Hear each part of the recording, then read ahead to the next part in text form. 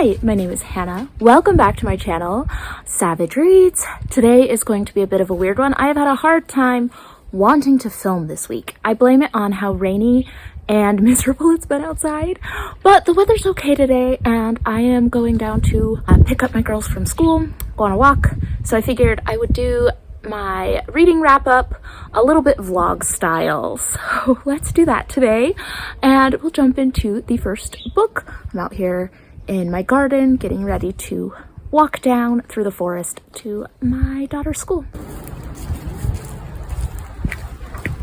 Okay, so the first book that I want to talk about was Goldenhand by Garth Nix, and this book came out in 2016, but it is a follow-up to the original trilogy of Sabriel, Lyriel, A Porson, and Sabriel came out in 1995 and A Porson came out in 2003, so this came out later. But we still follow the same characters of Lyriel and Sam, and it's fun. If you liked the original trilogy, I think you're really going to enjoy the follow-up. If you want to revisit some of those characters, make sure they turned out okay, then yeah, pick it up. But with it being written so much later than some of the others, it does show. I think the pacing is something you really notice in the original trilogy. And I think that the original trilogy, the pacing is very plod along, not in a bad way, it's all very exciting, but you feel that time that is occurring. You feel if they are going to travel for a week, you feel every one of the days of the travel. And I think in this book, it kind of skipped through a lot of that. It said, oh, this trip is going to take 3 days, and the book just went, and 3 days later we're there, which just, you know, pacing wise felt a little different. It doesn't necessarily mean bad, but it was different because the pacing felt off from the original trilogy. So if you go right from the original trilogy into reading Goldenhand, you do miss a little bit of that. And then it did fall into that trope that kind of annoys me where, oh, any girl and boy that are put together in a scene, they're gonna have to fall in love. We have to pair everybody up. And so I think that's a little annoying, but overall, I loved seeing the characters. If you fell in love with the original trilogy and you want to see more of the characters, you're gonna like this book. Okay, as I keep walking down the path, I get closer and closer to the river, which is a little loud, so you might hear that in the background. It has been raining so much, the rivers are kind of overflowing, which is good because we've been in a drought. So a lot of noise out here, but it's a nice day. It's not raining for a minute and I can be outside and I feel so much better. Look, the sun. It's coming out. So I read the book The Ghost Map, the story of London's most terrifying epidemic and how it changed science, cities, and the modern world. And this was a recommendation from Raspberry Reads, so I will link that down below. And the book is by Stephen Johnson. Now, this book is talking about the cholera outbreaks in London in like the 1850s, and it is following Dr. John Snow, who made maps of the city to track people's patterns of movement in order to see how the disease was spread.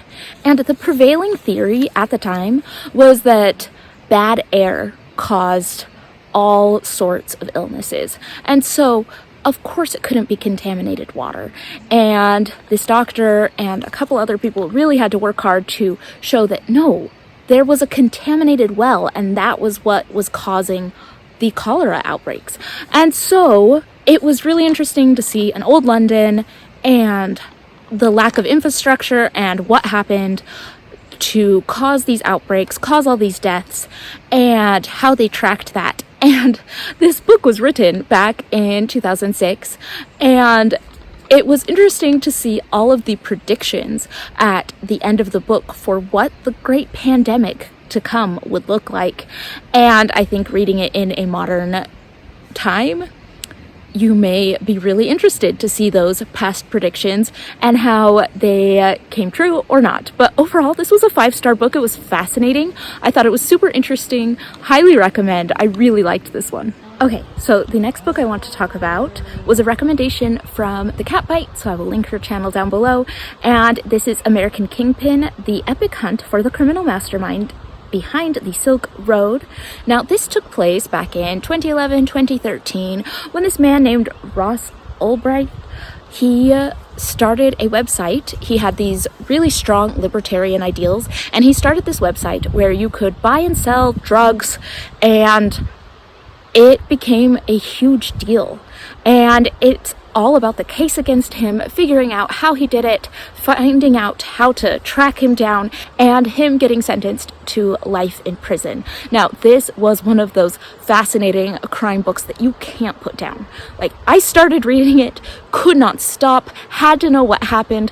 I thought it was just thrilling, all of the police things, the corruption, it just had twists and turns, grabbed you, made you so excited to see what happened next. I loved this book, thought it was great. Now, 5-star book. Do I have a lot of anger surrounding this book? Yes, so much stinking anger. Do you know why?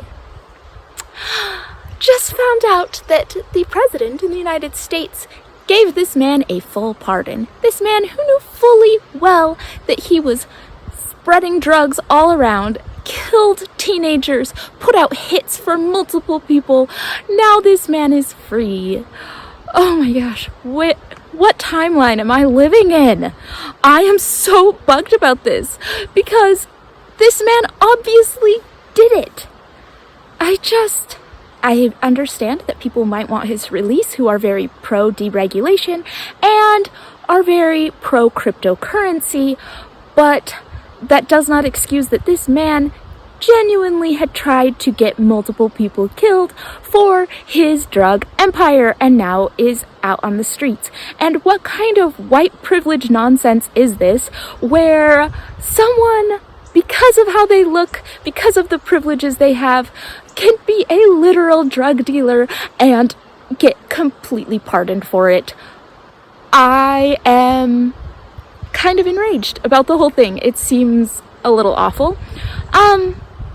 So that's where that book is. 5 stars, but the events that have happened since it was published, yeesh. Walking sounded like a good idea until I saw all the mud I'm gonna have to wade through. Too bad there's a hole in my shoe. Okay, made it down the muddy path without getting mud in my shoe. So, success? The last book that I want to talk about, I've heard lots of people talk about, but it first ended up on my list because of the amazing Caitlin at Bandy's Books. So this book is The Reformatory by Tanana Reeve-Dew. And this is set in the 1950s, and we have our main character, a 12-year-old Robbie Stevens Jr., and he gets sentenced to a boys' school, the Gracetown School for Boys, which is a reformatory, and he gets sentenced for a small kick to a white boy. He gets sentenced to be in the reformatory for 6 months. It follows his story in this place of horrors, the atrocities that have been committed there, and he can see ghosts, these haints, and he keeps seeing them and their stories, and soon the director wants him to find all of these ghosts and hunt them down. And he learns about some of the awful things that have and are continuing to happen in the reformatory where he is. At the same time, we have his sister on the outside trying everything she can to save him and to rescue him from this. Okay, I spoke too soon. There is a little bit of mud in my shoe. It's fine. I'll be fine. I loved this book. It's a bit of a long one. It was so well done, tying together this magical realism. I don't think you will feel like it's a fantasy book. It feels like a straight up historical fiction book, but really well done, bringing light to some of these horrible reformatory schools for boys and the atrocities that were committed there, and the way that the story painted a picture of what life was like to be Black in the 1950s was really well done. I just highly recommend this. This was a 5-star fiction read. You would never believe that 2 summers ago, because of the drought, this was completely dried up. Nothing in the riverbed. Wow. I'm sure nobody's as excited about this as I am. Nothing like some old abandoned factories to give a bit of creepiness to my daily walk. And that is what I read last week. If you have any thoughts on these books, let me know in the comments down below. I'm just about at school. I survived. Just a little bit of mud. It's so nice to be outside. I don't know about you, but we have had weeks of just rain. And I miss the sun. I'm used to having the sun all winter long. And now I need it. So I'm going to enjoy the outdoor time, and I will see you all on the next one.